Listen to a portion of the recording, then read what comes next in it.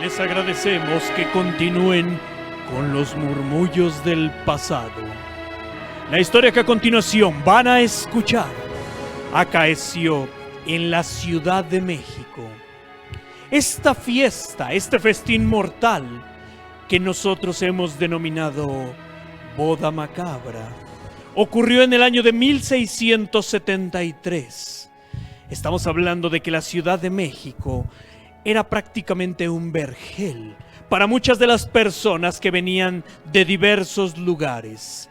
Y así fue, ya que una de las tantas personas que llegó a la Ciudad de México adquirió grandes propiedades, todo al lado del antiguo Templo de la Merced, que es donde nos encontramos en este momento. Esto es parte de su claustro.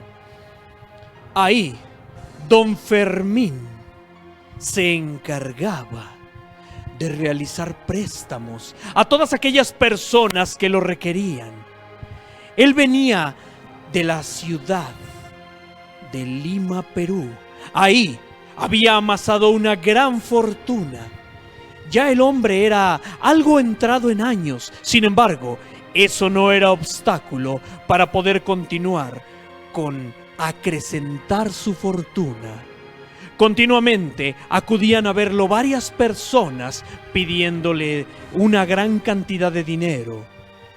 Pero a cambio, Don Fermín tenía una oscura fascinación por las mujeres, si así lo podíamos llamar. Pues muchas personas no tenían nada que dar en garantía como contraprestación del préstamo. Así que Don Fermín les pedía que mientras ellos se encargaban de pagar su deuda, él tendría que gozar de la compañía de las hijas que tuviera la familia. Bastante precio era el que se pagaba por ese préstamo.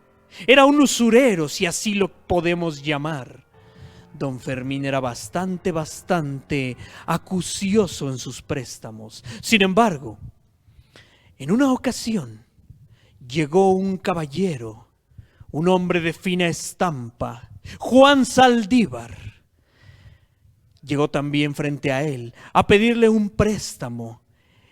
Él le dijo que le garantizaba que, basado precisamente en eso que él tenía en la costa, que era ni más ni menos que 6 bergantines cargados de mercancía, oro, especias, comida, telas y muchas otras cosas más, con eso garantizaba el préstamo. Sin embargo, Don Fermín no confiaba en él.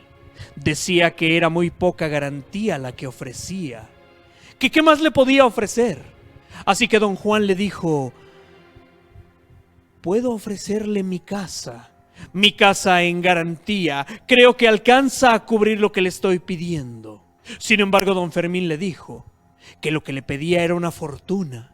Fortuna es lo que recibirá usted como pago de esos intereses tan altos que me va a cobrar. Así que no tiene por qué temer. Yo le doy mi palabra a usted, Don Fermín. Don Fermín le respondió que las palabras no se podían empeñar y no tenían el suficiente valor para poderse cuantificar. Así que le dijo Don Fermín que esa noche iría a visitarlo a su casa para ver si cumplía los requisitos suficientes y poder soltarle ese préstamo. Y así lo hizo. Esa noche Don Fermín se apareció en la casa. Juan le mostró cada uno de los rincones de la planta baja. Le dijo que la parte de arriba estaba llena de habitaciones, donde vivían los sirvientes y donde vivía también parte de su familia. Sin embargo, no se esperaba lo que iba a pasar a continuación. Así que en el momento en el que estaban hablando, Don Fermín y Juan, se escuchó bajar por una de las escalinatas de la enorme casa unos tacones de mujer. Se escuchaba el sonido de la falda al rozar el mismo calzado y al tocar los escalones.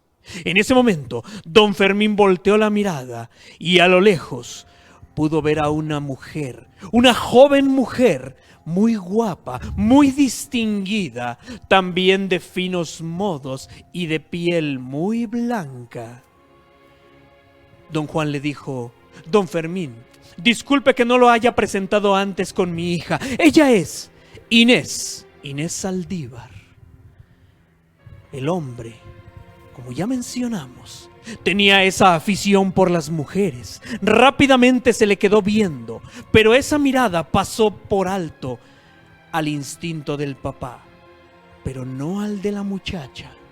Inés se acercó y aún con esa mirada de por medio, solamente se acercó, le tendió la diestra para que la saludara, como así hizo don Fermín. La besó suavemente en la mano y en ese momento volteó a ver al señor Juan y le dijo: ¿aún te interesa el préstamo? Te lo repito porque tu casa no cumple con los parámetros para poder ser en préstamo recibida. Sin embargo, tu hija sí puede cubrir esa palabra que tú mencionas. Inmediatamente Juan sintió que le hervía la sangre y le dijo: ¿cómo osa decirme eso, don Fermín? Mi hija es lo más sagrado que tengo. Salga usted de la casa, que nos hemos de batir en duelo. Don Fermín lo tomó con calma, aunque se asustó un poco por el arma que estaba blandiendo en ese momento Juan. Cálmese, cálmese. No lo dije en ese afán. Quizá las malas lenguas le hagan saber muchas cosas de mi persona. Sin embargo, no se trata de eso. Yo lo único que quiero hacer, simple y sencillamente, es darle el suficiente tiempo, tanto para que usted reciba ese préstamo, como para que además lo pueda pagar. No acepto el trato, don Fermín. Salga de la casa, por favor. Está bien, me retiro. Y así fue. Don Fermín se enfiló hacia la puerta de la casa. Sin embargo, cuando abrió la hoja de madera, él volteó y le dijo: don Juan, piense bien lo que le acabo de decir. No habrá mejor postor. Lárguese, le digo. No me interesa en absoluto recibir su dinero. No importa que lo necesite. Don Fermín se dio media vuelta y se fue. Obviamente, en ese momento la hija pensó que algo podía pasar, que algo les ayudaría a salir adelante. Sin embargo, no sabían qué era. La pequeña Inés corrió a los brazos de su papá, se abrazaron fuertemente y se dirigieron al comedor. Pasaron los días. Era imperioso que los barcos que tenían en el puerto de Veracruz zarparan inmediatamente, pues el cargamento ya estaba siendo esperado allá en España. Pero no podían salir sin un pago previo. ¿Qué haremos, hija? ¿Qué haremos? Inés solamente le contestó: Dios y la Virgen proveerán, padre, no te preocupes. Sin embargo, los días pasaban y ninguna fortuna le sonreía. Hasta que finalmente Inés tomó una determinación bastante grave. Le mandó una pequeña misiva, un pequeño mensaje a don Fermín. Don Fermín, al recibirlo, sonrió de felicidad, pues el mensaje era más que claro. Don Fermín, acepto su intención de salir conmigo, siempre y cuando le pueda usted proporcionar el dinero que mi padre necesita para poder mandar los barcos a la madre patria, a las Españas, si lo quieren nombrar así. Obviamente, él requería también una confirmación. Así que con el mismo emisario con el que doña Inés le mandó ese recado, también le dijo que la esperaba ese día, pero a la medianoche. Y así fue porque doña Inés se preparó, se fue con su dama de compañía, obviamente no sin antes recibir de manos de su dama de compañía un cuchillo para su propia protección. Llegaron hasta la casa de don Andrés. Ella le dijo que estaba dispuesta a cumplir su palabra a cambio del dinero que le habría de mandar a su padre. Don Fermín no pasó ni siquiera un minuto cuando, ni tardo ni perezoso, sacó un documento que le hizo firmar a doña Inés. Le dijo que ahí le establecía que si no pasaba el pago en tiempo y forma por parte de su papá, ella se obligaba a casarse con él. Ella le dijo que sí, pero que le diera 3 meses.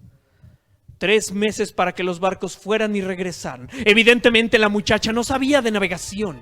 Sin embargo, ella aceptó los términos. Don Fermín la llevó a que firmara otros documentos donde la comprometían a ello, y también le hizo que jurara ante Dios que si su padre no cumplía su palabra, ella tendría que casarse con el usurero. Así pasaron varios minutos, hasta que finalmente, a gusto de don Fermín, la muchacha se comprometió a ello.